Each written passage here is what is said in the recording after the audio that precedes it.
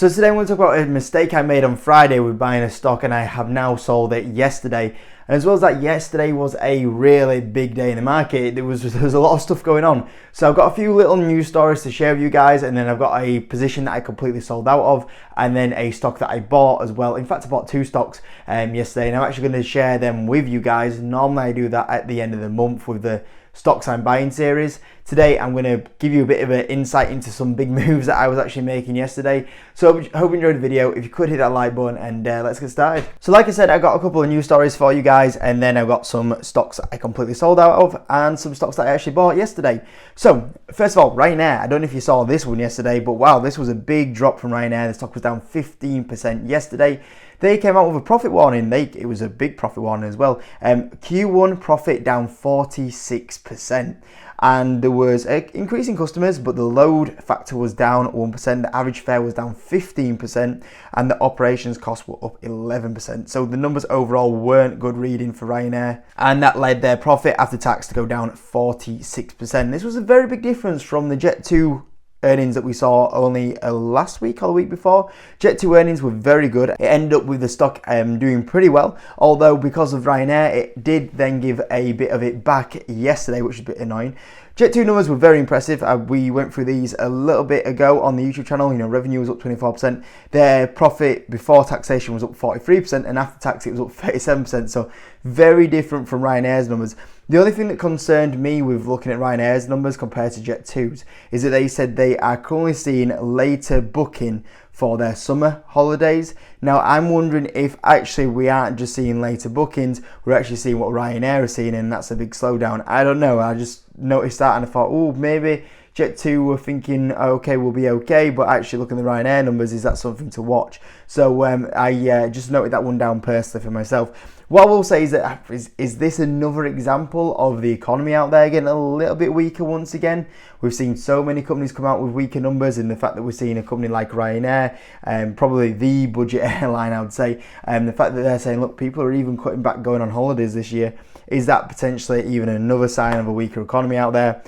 Anyway, just food for thought. MoneySuperMarket actually went down 5% yesterday as the market opened up. It pretty much recovered all of it though when it was about break even on the day, but it came out with its interim results, and I looked at the interim results and I went, I cannot believe the stock is 5% down on these results. I bought the stock. I'll tell you straight up, you don't have to wait till the UK stocks I'm buying. That 5% dip was enough for me to go, I'm adding quite a bit into this position. The earnings, I mean, it dropped it down to around about 15 times earnings. The dividend yield as well went up a good amount.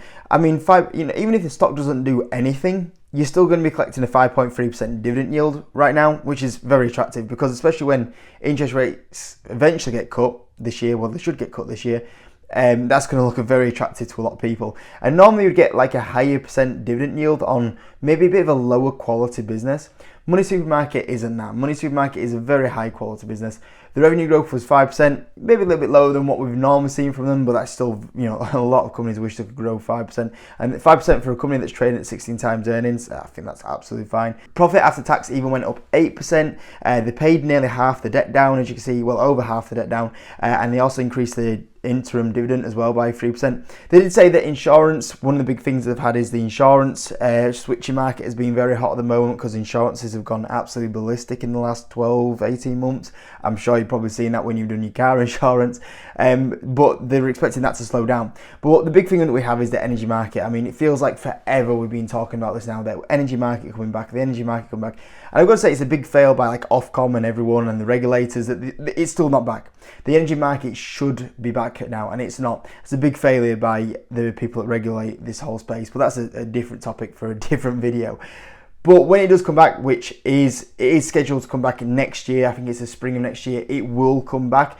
It just should have been brought back now. They should have brought it forward. When that does come back next year, then yeah, we might have a bit of a slower back end of the year, but by the time we get to next year, you know, that growth driver is going to be really good for them. The profit's going to go up quite a bit. It's going to look even cheaper. The dividend's going to look even more attractive. Yeah, I think MoneySuperMarket at the moment is I'm not really particularly a guy on dividend stocks, but when you're giving me a company that does these financials and then a 5% dividend yield, it's very nice receiving that dividend, as well as the share price and financial performance they will put in. I'm a big fan of that one. DraftKings, so some more details came out about the Q2 sports betting market share. I actually shared this on Discord. It's actually not a recent news. This actually came out a while ago, but I haven't checked in on it, and I thought, you know what, I'm going to check in on what the Q2 betting handles were. And DraftKings as well, big growth as well, as you can see here. FanDuel down slightly, not too much, but more than anything, it just once again confirms we've got a duopoly going on in the US sports betting market. And what we were pointing out the other day, which was ESPN is struggling. Once again, more clarity around the ESPN struggling, which people said, I remember when people said DraftKings doesn't have a moat. Well, I think if you got 38% of the market share, I think you might have a moat there, guys. So what has come out though is in the last kind of couple of days is there's been a couple of downgrades on the profit side of DraftKings for the Q2 earnings. There's been a few outcomes again. I think this is the third quarter of that are not favourable for DraftKings. Part of the thing, guys, eventually it will level out and the long-term story continues there. So short-term, a little bit of downgrade going on the numbers, but hey, at the end of the day, we've seen analysts get it wrong many times before with DraftKings. Do you remember when they were setting all those price targets at $6, $10? Do you remember when they all said that DraftKings would never get profitable? So I'll take it with a pinch of salt, guys, and I'll back myself on this one. And I think in the long term they'll still be okay, and I'm sure we'll still have a very strong Q2. And hopefully the stock starts kicking on sometime soon, because it's due a little bit more of a run, I think, at some point. And hopefully the Q2 earnings are that kind of trigger point for it. Hims and Hers had a good day. Hims and Hers was actually up 4.7%. Came out with the news that they added. I'm not even going to attempt to say the first name, but Care Schultz. I did attempt it. I don't know if that's right. But they added him to the board. He has a very big background in the pharma space. That was seen as a very good addition into the board. And obviously once again expanding the product. So that was really nice to see from Hims and Hers. They've added quite a few good members with good knowledge into the board before, I think, for expertise in other areas when they're expanding into it. So looks like a good addition. Now, get on to the whole point of the video, which its title is I Made a Mistake. So, CrowdStrike. So, I bought CrowdStrike about 2 months ago. The reason why is I had Darktrace got bought out, and I was like, I really need this cybersecurity play. So, I put some of the money from Darktrace, where we took 100% profit on the stock. And I thought, you know what, I'm going to buy into CrowdStrike. Doing really well on CrowdStrike, and then obviously we know what happened with Friday.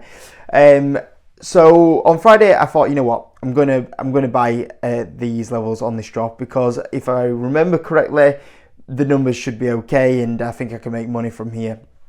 Now, the thing when everything was going on Friday is that I was at work, so I was not able to run the numbers to see if this was a good valuation on CrowdStrike.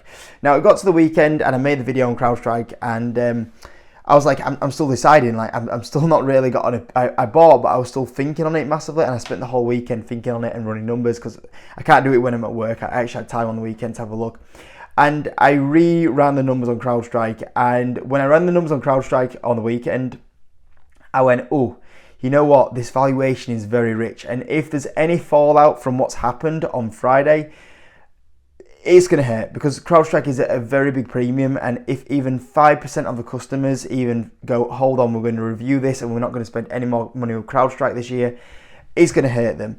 If even 5% of the customers go, we need to go maybe use other products as well, it's going to hurt them. And when you're trading at premium like CrowdStrike is, and a company that is expected to outperform and upgrade every single time when it comes to earnings, if there's even a bit of a slowdown, I think this stock will get punished, and we'll see the stock fall below $200. It's a very rich valuation. So after owning CrowdStrike, and even on Friday, I bought the dip on Friday, and I actually got really close to the lows on Friday. I actually had a really good average. After running the numbers on the weekend, I actually decided to close my CrowdStrike position yesterday. I did it in pre-market, which was good, because I think in pre-market the stock was down like 1% when I ended up closing the position. As the day went on, it actually got lower and lower, and the stock actually went down 13%. So it would have been a bit more of a loss if I left it a little bit later in the day, but because of the average that I had previously and the fact that I have got a good buy-in at the lows, I told my guys on the Patreon that I did sell all my CrowdStrike position, because I ran the numbers on the weekend and I thought, you know what, it's just too much of a rich valuation if there's any sort of impact. And then on top of that, I was also on the weekend looking at another business. And that was actually on the video on Friday as well.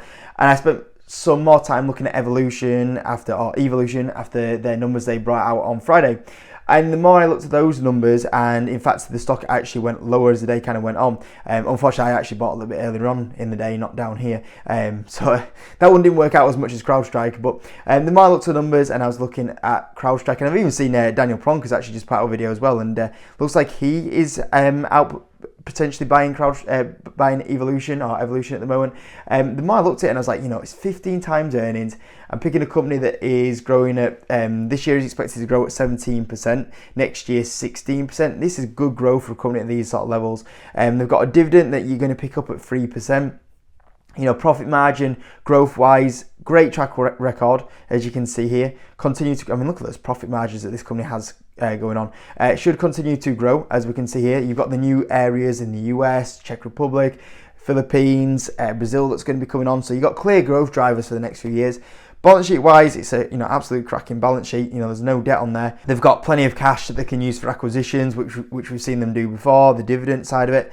You got insider buy-in on the 10th of November. The CEO actually bought quite a few shares, as you can see here, 99,000, nearly 100k worth of shares, and he actually bought them at the price of 1,000. Let's call it 1,000 in the local currency.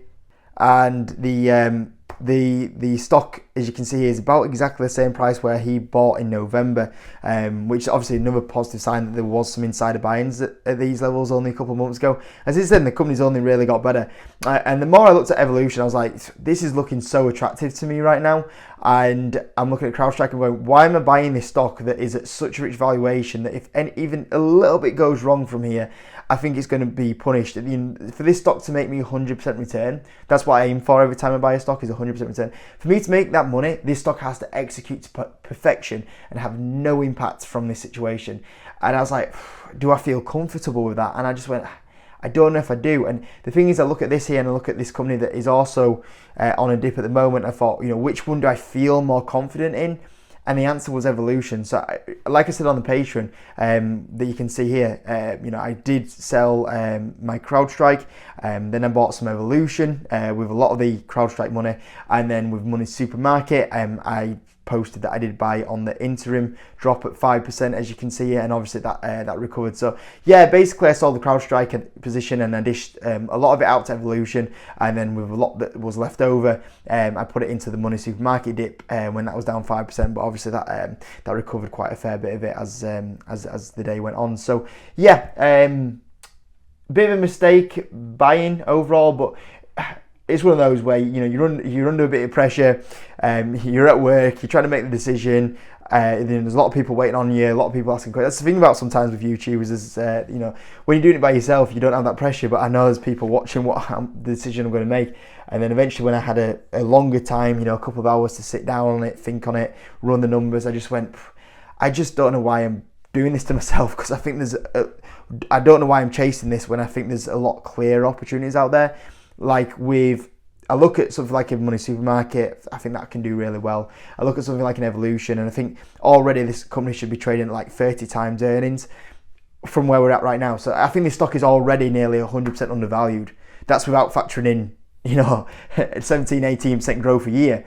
I think this is, such an easier 100% return opportunity for me to get, on the dividend as well. So yeah, that's what I did, guys. I normally update you this when I'm doing the stocks I'm buying series at the end of the month, but I thought, I'll just tell you today that that's a change that I made anyway. Hope you enjoyed the video, guys.